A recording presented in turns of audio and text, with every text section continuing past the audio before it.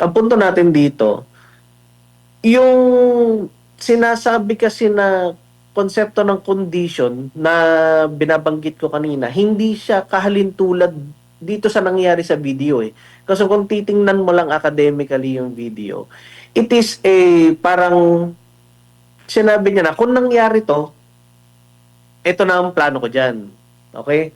So, parang ano lang ito eh. Actually, hindi natin dapat ito tingnan na something of a babala eh. Kasi parang sinasabi niya lang yung contingencies. So much so, na kung itong contingencies na ito ay hindi naman mangyayari or there are no reasonable grounds to believe na may threat talaga, na kumbaga may actual threat or live threat doon sa mga taong sinasabing pinagbantaan, then there will be no offense na i-contemplate dito, walang pag-uusapan.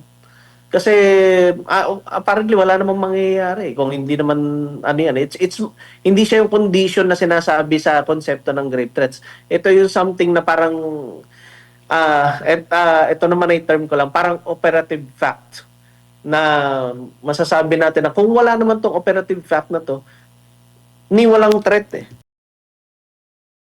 Dito sa nakalipas na 5 o hanggang sa 6 na araw po, lalo na itong sa grave threat na issue laban kay Vice President Sara Duterte, kung pagbabasehan natin yung paglalatag ng mga testigo and at the same time doon sa pagkukwestiyon ng depensa, naging mabigat ba? Ano bang masasabi niyo po, Attorney? Patungkol sa mga ebidensyang ipresenta, ang ano naman yan, ang nakikita ko is ang focus talaga is with regard doon sa video na yun talaga ang parang pinaka-consideration dito sa allegation nila or doon sa charge nila na parang grave threats and inciting to sedition, no? So, lahat ng consideration magsesentro doon. Ngayon, there had been certain considerations wherein the prosecution might have impressed o nakapagbigay ng na puntos hindi lamang sa mga senator judges but sa publiko rin. Ganun rin naman sa depensa dahil sa pag-conduct nila ng cross-examination ay nakapagpakita sila ng mga aspekto doon sa aligasyon at ebidensya na maaaring magamit naman bilang depensa nga ng pangalawang Pangulo, ng Vice Presidente. Opo, at ang pinag-uusapan na doon kung naging ano ba, malaliman ba yung investigasyon, lahat ba pati yung mga konteksto na maaring pinagmulan kung bakit nga ba nabanggit na bigkas yun ng pangalawang pangulo, nakita ba doon sa paliwanag ng prosekusyon, lalo na doon sa testigo, o naging selective, attorney? Merong mga konsiderasyon din naman na masasabi nga na meron din sentimiento kasi ang publiko na parang nagkaroon nga ng selective approach doon sa pag-iimbestiga at saka doon sa konteksto na kung saan ay nagkaroon ng ganong remarks doon sa video na ipinresenta ng prosecution.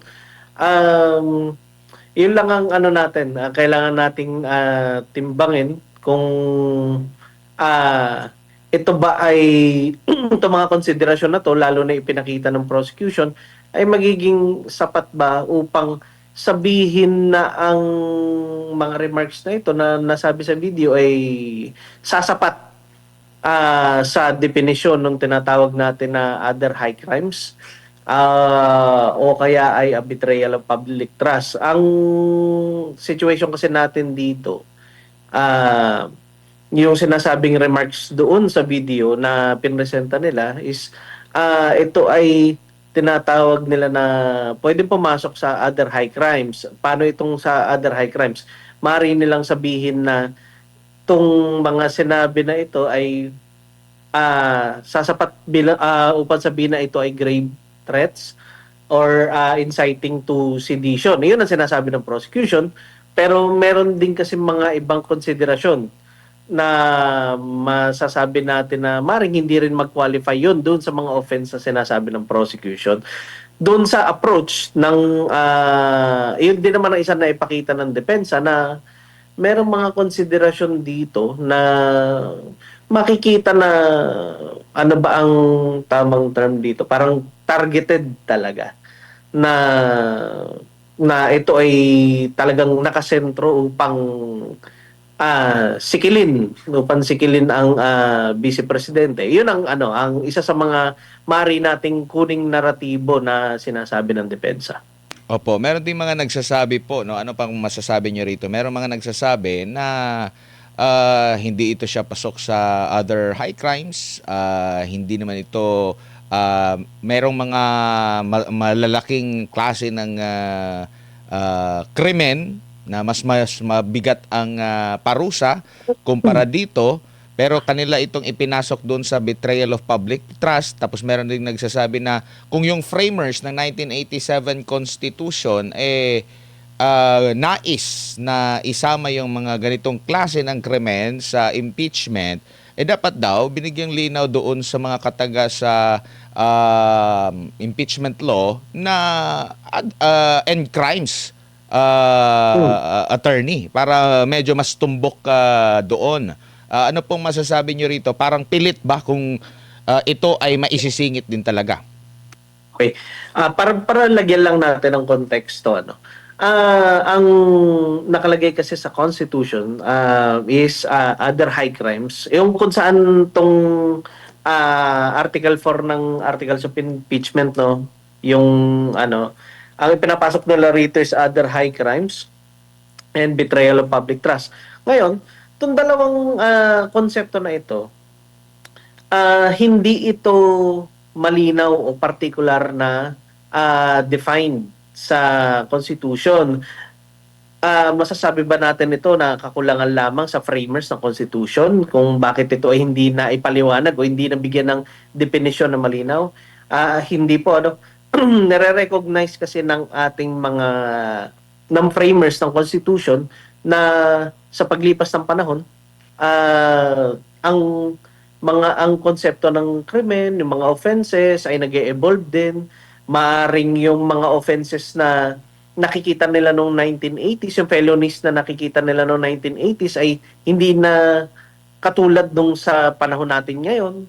So, hinayaan nila na ito ay ang konsepto ng other high crimes at betrayal of public trust is medyo malleable, no? O parang binibigyan nila ng legroom ang impeachment court para magkaroon ng magandang definisyon o kumbaga makapag-adjust kahit papaano sa definisyon ng other high crimes at saka betrayal of public trust. Ngayon, pag sinabi ba na binigyan ng leeway ang impeachment court upang mag-adjust or bigyan ng sariling definisyon itong mga konseptong ito, ibig sabihin ba natin talagang may buong laya nilang kayang gawin niyon? Hindi rin naman natin masasabi yun dahil merong mga requirements dyan. Unang-una, yung offense kailangan konektado dun sa position nung offender at saka yung gravity nung offense kailangan i-consider din iyan. It must be so serious and it must be so grave na parang masasabi ng mga senator judges na ito ay talagang magiging violation ng Constitution. Okay? Ipinapasok dito sa situation natin sa Article 4 na grave coercion at saka inciting to sedition. Pero ito kasing mga offenses na ito ay hindi ito naman sa aking appreciation lamang. Itong dalawang offense na ito ay maaari nating tingnan bilang hindi kahanay ng mga other grounds for impeachment. Katulad ng bribery, graft and corruption, yung mga ganun po. Kasi yun talaga, medyo malala na talaga dahil it is imbued with public interest. So, meron tayo kasing konsepto sa batas na ah, associated words or yung tinatawag natin na medyo Latin lang kasi nocitur assos is pwede rin namang ipasok dito yung ejus dem generis. Ano ibig sabihin nito? Ito yung konsepto na pag merong enumeration or merong pag-itemize ng mga bagay-bagay. Tapos sa yung isang word doon sa enumeration na iyon ay hindi malinaw o hindi definitibo ang konsepto, kumbaga may ambiguity or confusion as to what it means, ito ay i-relate doon sa mga kasamahang words doon sa mga kasamahang words kung saan ito nanggaling doon sa enumeration. So, ibig sabihin, tong word na ito, bibigyan ito ng malinaw na definition, alinsunod doon sa mga words na nauna dito sa konsepto na ito. Ibig sabihin, kung ang gravity or yung seriousness nung mga offenses na in-enumerate bago tong konsepto na ito, dapat sumunod siya doon sa level of yung seriousness nitong mga naunang salita. So, nakikita natin dito yung sa grave coercion at saka, grave coercion, grave threats at saka inciting to sedition, merong sentimiento or meron ding approach dito ang ilan na makakapagsabi na ito hindi kahanay doon sa mga offenses na pwedeng mag-justify para ma-impeach ang isang impeachable officer. Opo, bago lang si partner MJ attorney, nabuksan din o nalutang din yung banta versus babala, no? Baka itong ginawa ni Vice President Sara Duterte ay babala at hindi naman banta. Ano po ang masasabi niyo po rito? Well, that could be taken in that perspective. Pero ako kasi, to my appreciation lang naman, ang konsepto kasi ng grave threat is that, yun nga, nagbanta ka ng isang bagay, perhaps bodily harm, or papatayin mo yung isang tao, regardless iyan kung may condition o wala. Okay? Kung may condition o wala. As for example, meron kang kagalit, sinabi mo, papatayin kita. Na ano, tapos ang naging epekto nito doon sa kausap mo, doon sa pinagbabantaan mo, talaga natakot siya. Natakot siya. Pero wala ka namang hinihingi na kondisyon. Kung wala ka namang hinihinging kondisyon, pwede rin namang pumasok 'yun sa grave threats. Okay? Meron din naman ang grave threats ay nilalagyan ng kondisyon. So, papatayin kita unless magsabi ka ng ganitong kondisyon. Unless ibigay mo yung ganito, yung ganyan. So, yun yung dalawang kaparanan kung pwede mong i-commit ang grave threats. Pero dito kasi sa sitwasyon natin, ano lang ito for academic purposes, no, I'm not saying that doon sa video talagang may pagbabanta o talaga nanguha ng kung ano man, nanguha ng asasino. Yun din kasi yung dinideliberate doon sa sa hearing. Pero ang punto natin dito, yung sinasabi kasi na konsepto ng condition na binabanggit ko kanina, hindi siya kahalintulad dito sa nangyari sa video. Kasi kung titingnan mo lang academically yung video, it is parang sinabi niya na kung nangyari to, ito na ang plano ko dyan. Okay? So, parang ano lang ito actually hindi natin dapat ito tingnan na something of a babala kasi parang sinasabi niya lang yung contingencies. So much so na kung itong contingencies na ito ay hindi naman mangyari or there are no reasonable grounds to believe na may threat talaga, na kumbaga may actual threat or live threat doon sa mga taong sinasabing pinagbantaan, then there will be no offense na i-contemplate dito, walang pag-uusapan. Kasi apparently wala namang mangyayari kung hindi naman it's hindi siya yung condition na sinasabi sa konsepto ng grave threats. Ito yung something na parang Ito naman ay term ko lang, parang operative fact na masasabi natin na kung wala naman tong operative fact na to, ni walang threat eh. Opo, opo. Mm. Opo, Wala attorney. siyang... Opo. Sir, good evening sir. Si MJ po ito. Sir, marami Yes, kasi... sir, MJ. Opo, iba na po kasi ang magiging topic next week. Yun na pong issue sa bank accounts, sa mga financial statements ni VP Sara. Kasama po ang kanyang asawa na si second gentleman na Man Scarpio. Sir, bilang kayo po ay abogado, pwede po bang basta ilabas ang bank account o bank statements sa mga pagdinig? Batay po sa batas na umiiral. Okay. Ano lang, konting context lang, no. Kanina kasi napanood ko yung yung oral arguments ni Honorable Shell Joc, no, at saka ni Attorney Michael po, ano. Both proponents or both parties have their own merits eh. Ang sinasabi kasi ni Honorable Joc, no, sinasabi niya is that ang impeachment court being a constitutional body na kumbaga parang binigyang buhay ng konstitusyon upang i-address yung ganitong sitwasyon, hindi siya dapat bigyan or hindi siya dapat sikilin sa bigyan ng limitasyon sa kapangyarihan niya na malaman supposedly yung katotohanan, yung yung truth eh. Nag-emphasize kasi si Honorable Joke na dun sa sa truth, no. That is a very good argument. It is very compelling argument.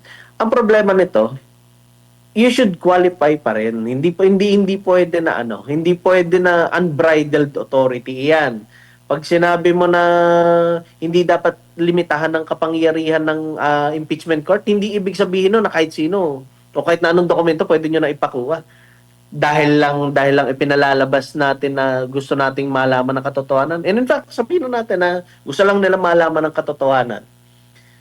Ibig sabihin ba nun, pwede silang magkalkal ng dokumento na ng walang limitasyon or walang parameters. Okay? So, doon papasok naman yung argumento ni Attorney Powa. Ang argumento niya doon is yung pag-request ng subpoena, it must satisfy the basic requirements of relevancy and according to him, definiteness, no? Pero ito naman ay may basihan. And ako, naman ako dito, sumusuporta naman ako dito sa ganitong approach kasi hindi mo pwedeng wag limitahan tong ganito. Otherwise, pag hindi mo nililimitahan to a certain degree ang kapangyarihan ng impeachment court, magiging yan, ang tawag namin dyan ay unbridled authority na upang yung hindi naman kailangan ikukunin o bubusisiin. Pag ganyan, para kang nag-iimbita ng grave abuse of discretion. Maring sila walang intention na gumawa ng grave abuse of discretion.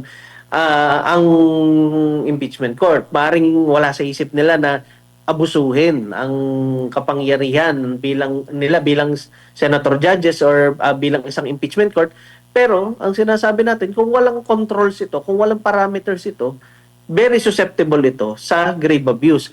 Ngayon, ito naman ay prominenting term sa mga abogado, yung pag sinabi natin grave abuse of discretion, kaakibat na niyan ang konsepto ng kataas-taasang hukuman ng Supreme Court kasi maaaring ang Senate Impeachment Court hindi mo talaga siya ordinarily pwedeng pakialaman sa magiging desisyon nito kung ma-acquit ba or madidismiss ba yung or may impeach talaga si ang pangalawang pangulo, no? Hindi natin generally dapat na hindi pwedeng questionin. That is within their authority. Pero pag yan ay nag-qualify na, pag nagkaroon na ng grave abuse of discretion o yung kumbaga yung kapangyarihan ay talagang inabuso na at naipapakita doon na merong talagang bias or partiality towards doon sa apektado noong gagawin mong desisyon, pwedeng panghimasukan ng Supreme Court yan. Dahil base sa Constitution, ang Supreme Court ay ang final arbiter ng any legal questions. Pero very limited yan, katulad ng sinasabi ko. Makakapasok lamang ang Supreme Court dyan. I respectfully, that is my view, na makakapasok lamang ang Supreme Court kung may malinaw na grave abuse of discretion. Opo. So, ayun po. So, ang ano naman yan, final ano lang, yung kay Attorney Paua naman, ang view niya is kailangan may parameters. And yung parameters naman, na enumerate niya naman iyan dun sa, sa oral arguments niya. So, oral arguments niya dun sa, ang tawag dito, sa Bank Secrecy Law at saka sa section, I believe, Section 270 ng National Internal Revenue Code at saka sa Article 8A ng forgot yun. Anyway, na-enumerate niya naman iyon dun sa oral arguments niya. So, yun basically ang position ng yun ang basically position ng defense. So, ang natin, ang view natin dito as a lawyer, while it is true na mayroong premium ang authority ng impeachment court, hindi pwede na all out to. Hindi pwede na walang limitasyon. Hindi pwedeng walang parameter. As to the parameter o yung limitasyon, yun ang dapat resolbahin ng Senate Impeachment Court kung magse-self-regulate sila come this July 20.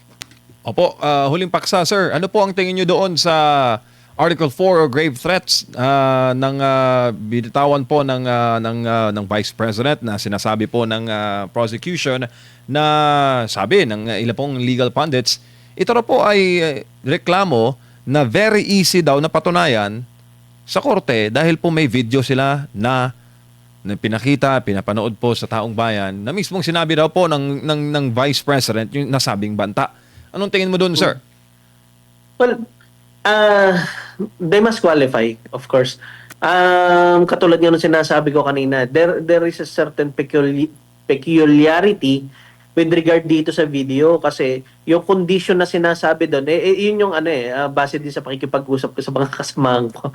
Nag-ano rin namin yan, pinagtatalunan din namin yan Pero ang nakikita ko at this point in time, there is a certain peculiarity. Iba yung situation dung sinasabi dito sa video.